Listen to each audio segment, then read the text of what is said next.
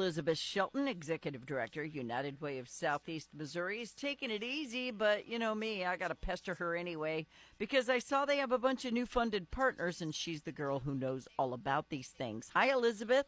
Hi, Fawn. Thanks for having me You're on. welcome. Thanks for being here. So you have every year, or is it every year or every 2 years that you look? Well, it actually has been every 3 years, Okay. but this year, for this next cycle, it's only 1 year as we go through a transition period.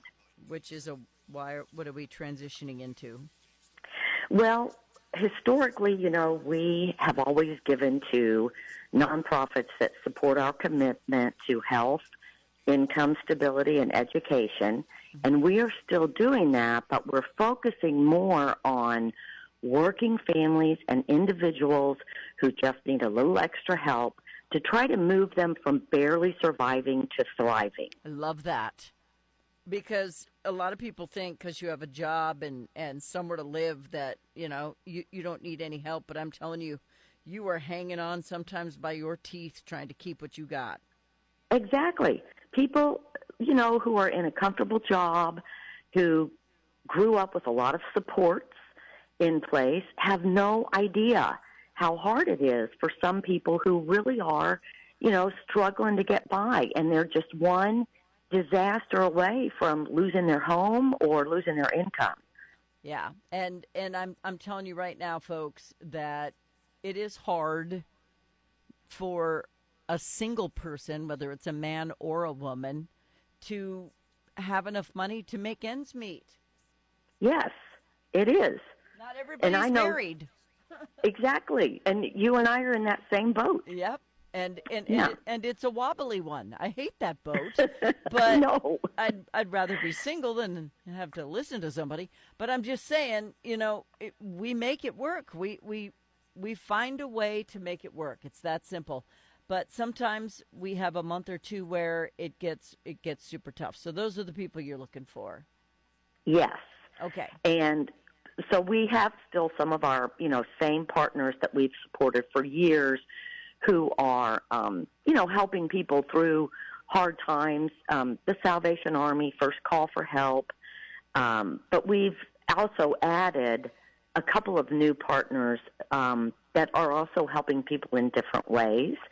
And one of them is the co-responders unit through KPD, actually, because they frequently can de-escalate a situation and help get someone in a home or housed, sheltered, instead of having to go to the ER or having to go to the police station.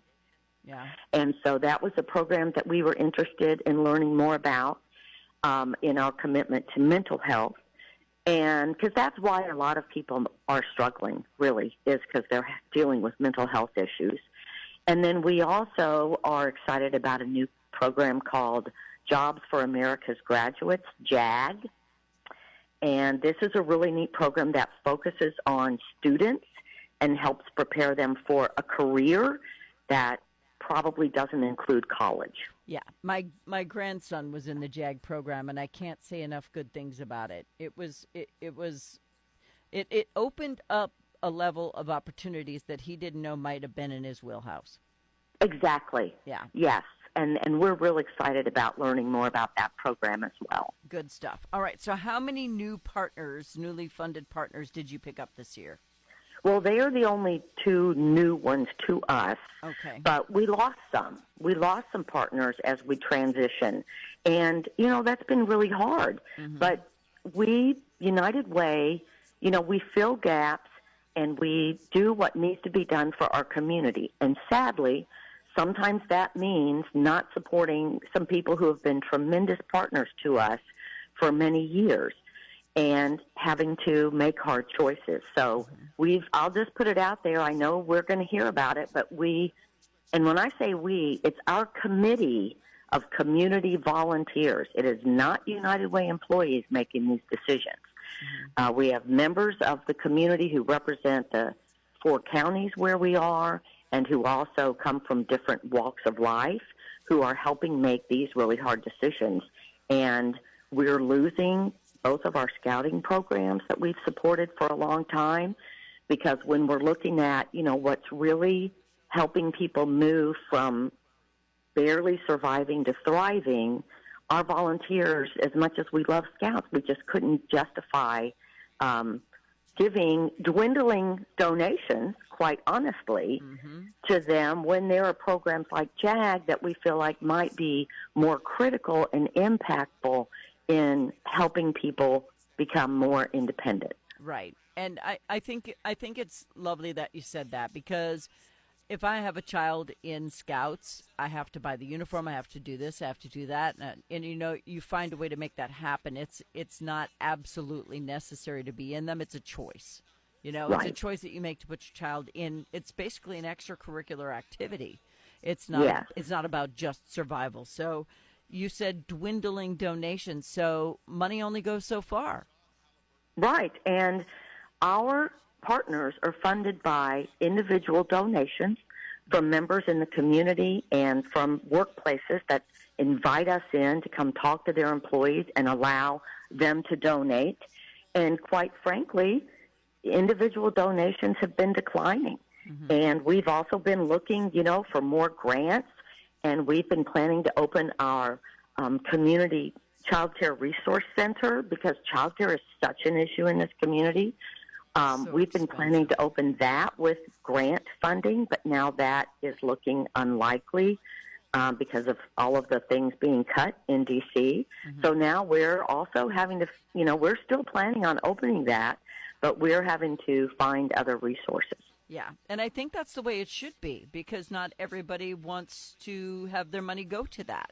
And I got to tell you, when I had 2 little kids and I was a young mom with a useless husband, it was expensive to find a babysitter. Half my paycheck went to daycare. Oh, yes. Half of it. Yes. A lot of people may not realize that the average cost for daycare in our community starts at about $800. That's insanity. It is. And I get that you want really good people taking care of your children. And I know that they run nice facilities and they have to follow all these government guidelines and stuff. But that's why a lot of people don't work, because they can't afford daycare. That's exactly why, especially if they have more than one child. It just makes more sense economically to stay home. Yep. And so we're, still planning on opening that center probably in the fall. And we'll be providing resources to existing providers and to parents and to employers so that we can strengthen and help build a more robust child care network here in our community. And, we also have our United We Work transportation program to help provide transportation to people who want to work but don't have a way to get there. So we really are moving more toward focusing on people who want to become more financially independent and programs that can help them. And that's why we are having this list of partners for just this 1 year, because we wanted to give everybody time to adjust as we make these changes, not just our partners, but also our donors. Right. Now, I know you have some that are coming back, and it's obviously the Red Cross. Big Brothers Big Sisters is a huge program, and that's where a lot of kids go instead of daycare. Well, Boys and Girls Clubs, you mean? Boys and Girls Clubs, Boys right. and Girls Clubs, right. sorry. Brain fart. All right. The adult education and literacy. There are some people who had trouble learning in school. They were going through a time in their life where they just thought they were big bad made out of titanium alloy and didn't need to learn nothing about nothing. Now they're finding out they do. So, and there are some who dropped out to help sick family members. Yeah, There's a larger category there than people may realize. Yes, they that is drop true, out too. to become caregivers. That is true. That's not why a lot of people I know dropped out, but that is true. There are also people who, no matter what they do, can't get their credit score high enough or find a way to get that car that they need to get to work. And then once they get it, they can't drive it off the lot without full coverage insurance, and insurance has gone crazy. Oh, my gosh, yes. For everything. Everything. Yep. Everything's gone crazy. And then there's health. I mean, we could go on for days about what we can and can't afford.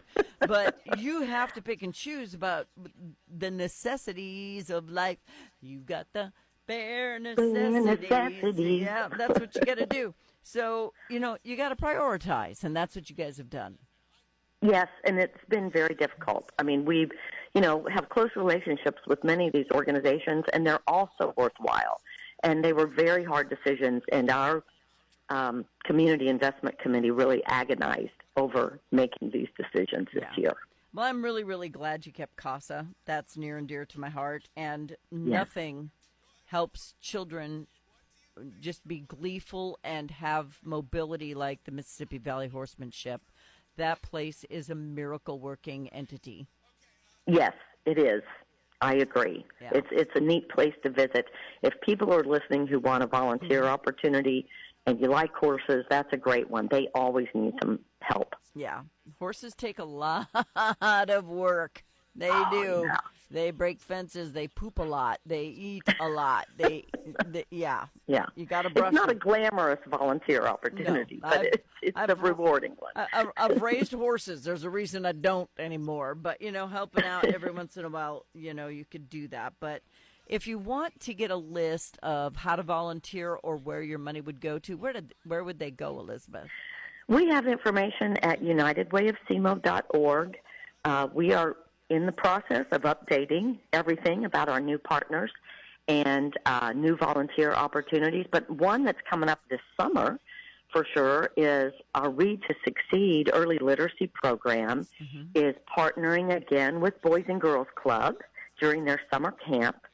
And if there are people who want to go spend 30 minutes or so a week reading with kids at the Boys and Girls Club this summer, they can find that information on our UnitedWayOfSemo.org, and they can also follow our Facebook page, United Way of Southeast Missouri, because we're posting volunteer opportunities there as we are made aware of them. Yes, and just be ready, because the teenagers are going to be uninterested, and the little kids are going to go, hey, one time there was this, and one time my mom said, yeah, get ready for that, because it's going to happen. Or the one I love is, what's that on your face? Yeah. Your pants look like trash bags. Sorry, I have a pimple even at my age. Yeah. They're brutal. And just tell them it's a secret camera. Your mom's watching you. Yeah, I wish I'd thought of that. Yeah, I'm funny like that. I always come back at them with something that scares them so that they sit down and shut up. All right, Elizabeth Shelton, Executive Director, United Way, Southeast Missouri. They have newly funded partners, which I think are epic. I'm glad that you chose them. Some have stayed, some have gone. Times have changed, and so has their budget. And so they had to make some tough decisions, and honestly, I think you made some good ones. We appreciate that. Yeah. Hopefully the community and, potential donors will agree. Yeah, I think they will, because they'll take a look at what you cut, and some of it is optional. I mean, it's not something people needed to do. So I should point out, someone may notice that we don't have any of the food pantries listed that we used to fund, and that is because they did not apply. They probably didn't need to, because SEMO Food Bank is doing so well that they are able to help at, a very rapid pace now, more so than they used to. And we hope that's the case. I think it is. I really think it is, because they are run by some incredible people now. And if ever they need you, I'm sure they'll reach out again. Yes, and we're here. Yes. Okay. Elizabeth Shelton, thank you for talking to me today. Thank you, Fawn. I appreciate the time. Have a good vacation. I plan to. Okay, bye-bye. Okay, bye. See ya.